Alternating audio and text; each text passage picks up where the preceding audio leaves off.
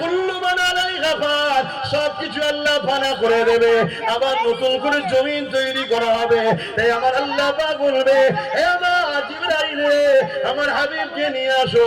হযরত জিবরাইল বলতে লাগবে, আল্লাহ পাক আপনার হাবিব কোথায় রয়েছে?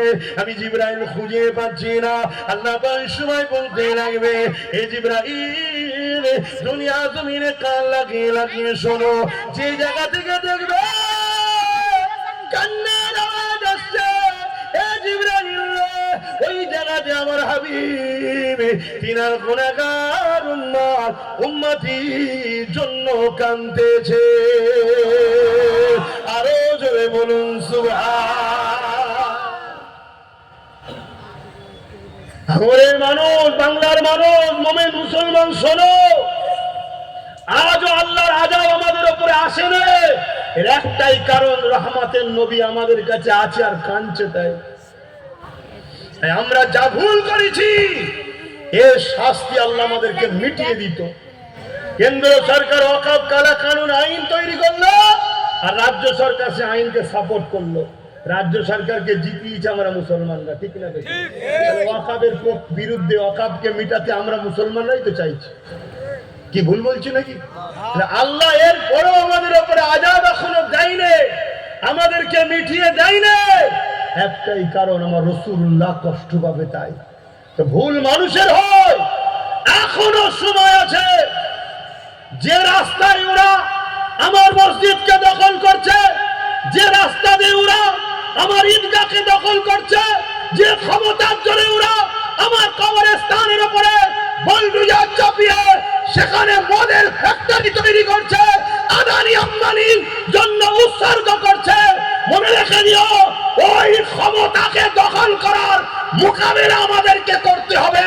ওই ক্ষমতা দখল করে আমরা আবার, ওরা যেমন আইন করেছে রাজ ক্ষমতা দিয়ে, আমরা আইন করে আবার পুনরায় ফিরিয়ে নেব, এই চেষ্টা করা আমাদের দরকার আছে না নয়? হাত তুলে সাক্ষী দেওয়া আছে না নয়? হাত তুলে বলা আছে না নয়? লম্বা করে হাত তুলে রাখবে, হাত নামাবে না, হাত তুলে রাখো। কে কে ওয়াকফ বাঁচাতে চাই না আমাদের মধ্যে? কেউ আছে কি? দেখো তো, দেখো ভেতরে কেউ আছে কি? কেন কেউ সর্ষের মধ্যে ভূত আছে কি দেখা দরকার রে বাবা। যে ডাল দিয়ে ভূত ছাড়ছি সে ডালের মধ্যেই ভূত ঢুকে বসে আছে। হাত নামান। আমার কথাটা কি ভুল লাগছে আপনাদের? মনে হচ্ছে নাকি হুজুর জলসায় এসে বলবে কেন তুই রাজনীতির নামে আমার ধর্মকে মিটাবার জন্য আমার মসজিদ, মাদ্রাসা, কবরস্থান, ঈদগাহর বিরুদ্ধে ষড়যন্ত্র করছিস? তাহলে আমি হুজুরকেও তো আমার মসজিদকে বাঁচাবার জন্য রাস্তা খুঁজতে হবে না? হবে না? রাস্তা তো একটাই, যে ক্ষমতায় তুই আমার ওয়াকফ নিচ্ছিস ওই ক্ষমতা আমার ভক্ত, মুরিদ, অনুসারী, মুহিব্বিন, তারপরে আমাদের সিলসিলা হোক বা অন্য কোন সিলসিলা হোক, মসজিদ তো সবার, মাদ্রাসা তো সবার, নাকি?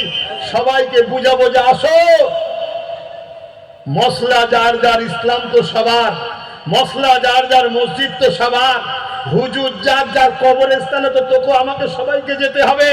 অতএব যে পাওয়ারে ওরা কাটছে ওই পাওয়ারে দখল করে আমরা আবার ফিরিয়ে নেব।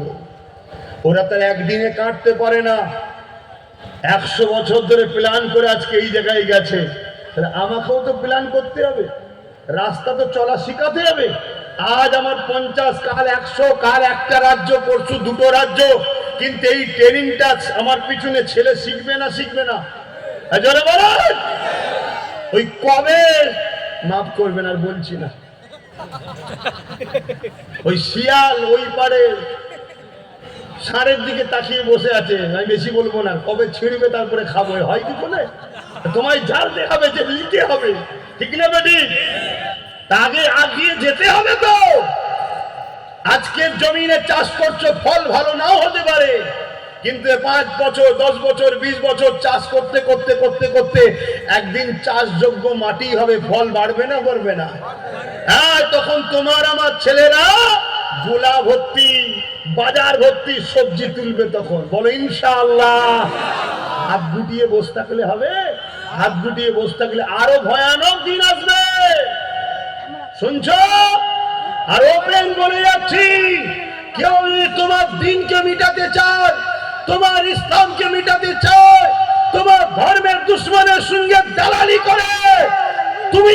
উম্মতে মুহাম্মাদি হও, সংবিধানও তোমায় রাইট দিয়েছে, তুমি তার বিরুদ্ধে যুদ্ধ পর্যন্ত করতে পারো। কথা বুঝে আসছে না? না, ধর্মগুরু হিসেবে, ধর্ম প্রচারক হিসেবে বলে যাচ্ছি, কোনো পাপ হবে না। শুনছেন না শুনেননি? আমি ওপেন বলে যাচ্ছি, কোনো পাপ হবে না, উপরন্তু নেকি হবে শয়তানকে সরিয়ে দিলে। শুনছেন না শোনেননি? কারণ এদের দ্বারা আমার দিনের দুশমনরা শক্তিশালী হবে, এদের দ্বারা কখন আমার মসজিদ নিরাপদে থাকবে না। কথা কি অসুবিধা হচ্ছে?